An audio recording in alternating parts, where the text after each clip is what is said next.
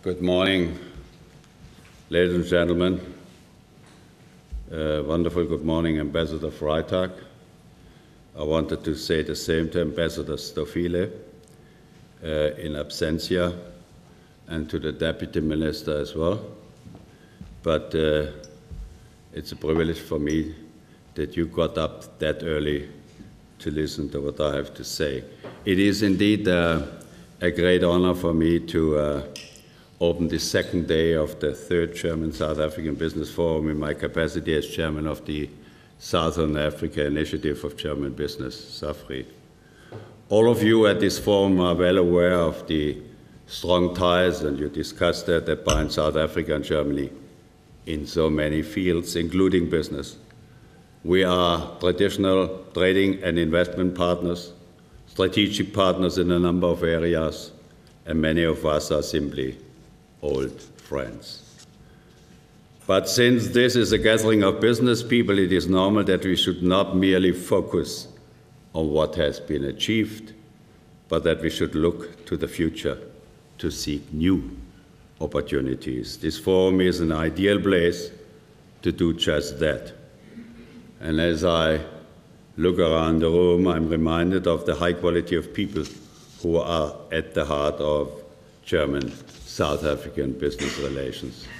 And that alone, ladies and gentlemen, is a big reason to have faith in the future of this relationship. Before I elaborate on that, allow me a few words on developments in South Africa. South Africa is an interesting country, and its politics is no exception. I always enjoy seeing South African democracy in action. I love the fact that South Africans are so aware of their rights and so proud of their political involvement. At times, South African politics can seem rather turbulent in comparison with our own. However, politics everywhere shares some common elements.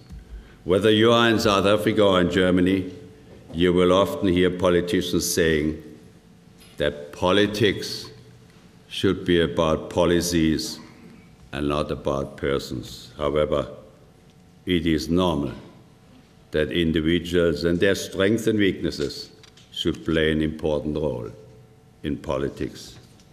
We as German business are following developments in South Africa with great interest, including the run-up to the ANC's National Elective Conference in Mangaan.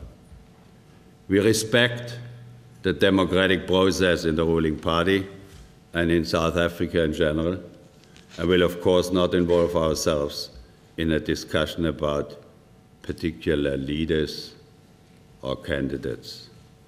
As a friend of South Africa, I merely want to extend the wish that South Africans will continue to use all the means at their disposal, including their votes and their voices, to keep government accountable and to demand the government of the highest standards with a strong leadership, because that is what South Africans deserve. Ladies and gentlemen, my fellow Germans will know that our famous poet and politician Johannes Wolfgang von Goethe can be quoted to support or oppose almost any argument. And in that tradition, let me share with you the following words of his: "Ignorant men raise questions that wise men answered a long time ago." And I think this could be applied to some aspects of the debate about economic policy in South Africa. Specifically, I believe that some questions that are being raised today have already been answered in the National Development Plan, so elaborately worked out by my friend Trevor Manuel and his team. And combining moving prose and sober analysis, the plan outlines a vision of South Africa at its best. Nevertheless, it also highlights some of the key challenges that face the country at present and in the coming years. And let me be frank about my greatest concern. A central theme running through the NDP is the importance of social cohesion. Unfortunately, it is one of the areas showing greatest strain in South Africa at the moment, specifically in areas that are directly relevant to business. 18 years into democracy, I'm concerned about a large divide that has become apparent. It is a divide that affects the core of South African society and presents us, business people, with a fundamental challenge. And this divide is reflected very well in the rankings of the World Economic Forum's Global Competitiveness Index. And as you may know, South Africa ranked 52nd out of the 144 countries included in the latest study. And it was ranked higher than Mexico, India, and Russia. However, this aggregate conceals, to some extent, some important details. On the one hand, South Africa ranks first in the world for the strength of its auditing and reporting standards, the efficacy of corporate boards, and the regulation of its securities exchange. It ranks second in the world for its financial services and the accountability of private institutions, third for financial market development. And ladies and gentlemen, these are amazing achievements of which all South Africans can be proud. On the other hand, South Africa ranks 113th in labor market efficiency, 132nd for primary education, 140th for the lack of flexibility in wage determination by companies, and 144th. That means the last among all countries included in the index for its labor-employer relations. And I'm deeply concerned about this because education and labor relations are of such fundamental importance to an economy, especially one that wants to and needs to keep on showing dynamic growth. Since the tragic events of Marikana, many analysts have commented on the underlying conditions that gave rise to this deadly conflict. I do not want to enter that debate or offer any solutions. However, the German experience shows that relations between business and labor thrive when there is adherence to the rule of law. And the rule of law thrives in a country where people are educated, where they are empowered to improve their own lives, and where they have a sound understanding of their rights and their responsibilities, and the rights and responsibilities of others. In the same context, lack of skills remains one of South Africa's greatest challenges, hampering employment and keeping productivity low. Besides the human and social costs, it places a brake on growth and is bad for business. An African saying describes it so well. Learning is the light that leads to everything lovely. All of us, whether in government or in business, need to keep a relentless focus on this issue. We must ensure that as many people as possible can walk in that light. And I look forward to hearing what Golem Balem might have to say on these issues. Ladies and gentlemen, emerging markets have contributed a lot to dynamic growth to the world economy in recent years and decades, which is good news for all of us. We have witnessed the rise of China as a leading economy and the increasing assertiveness of the BRICS states and other emerging markets in the world economy. It is logical that South Africa should strengthen its ties with these promising and dynamic markets. We in Germany and Europe are doing the same. However, I believe that both German and South African business should not lose sight of the importance of our long-standing relations. As the largest economies in Europe and Africa, respectively, relations between Germany and South Africa deserve special attention, even in a changing world. In support of this aim, SAFRI in May of this year released a paper containing proposals from German business and industry for increased cooperation between Germany and South Africa. The paper highlighted a few areas of concern, but its central messages were that we as German business place the highest value on our relations with South Africa, believe in the future of our cooperation, and want to do our best to bring new dynamism into our relations. The paper noted that there is great scope for further cooperation, for example, in the fields of renewable energy, energy efficiency, agriculture, as well as in the engineering and high technology sectors, such as the automotive sector.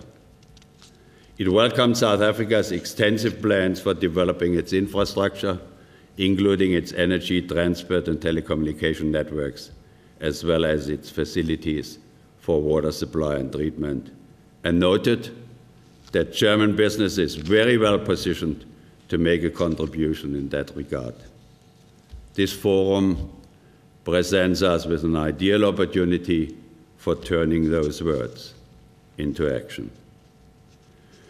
Ladies and gentlemen, while noting some of the justified concerns mentioned above, we should not forget South Africa's inherent strength. These include the high level of political awareness, a well-developed civic society, very high business standards, and a vigorous debate that is possibly in South Africa, both in the media and in other fora.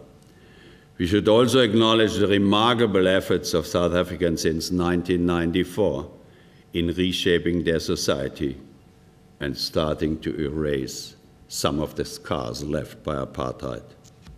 Therefore, despite the recent wave of bad news, a weakening rand, lower growth expectations, and the investment climate, just read through last Friday's edition of The Economist. However, here it is important to maintain a sense of perspective. And I've noted this morning the response by the South African presidency to this report of The Economist. I remember many situations in the past where I had to tell business colleagues to look beyond the headlines, to see the real South Africa, a country with wonderful, resourceful, and kind people who have built world-class companies and who have achieved the political transformation that is the envy of many others. South Africa has consistently managed to defy the negative expectations of the pessimists. And to illustrate the point, over the course of the last decades, I've had numerous discussions with business people in Germany and other parts of the world where I had to address, for example, their concerns about what will happen when Mandela becomes president, and a few years later, what will happen after Mandela, or what will happen when Trevor Manuel is no longer finance minister, and what an excellent successor Pravin Gordhan has turned out to be. This does not mean that we should be naive about the future. However, South Africa's recent history suggests that it has the capacity to deal with even the greatest challenges. Nevertheless, it is clear that good and wise leadership will be required to guide South Africa towards the vision so wisely spelled out in the National Development Plan. We as business understand our responsibility towards society. We know that any decent society and any decent business needs to focus on the well-being of its people. And it goes without saying that we need to take care of the vulnerable, and we should assist the weak. A transfer of resources by way of taxes and other means is a well-established way of doing that.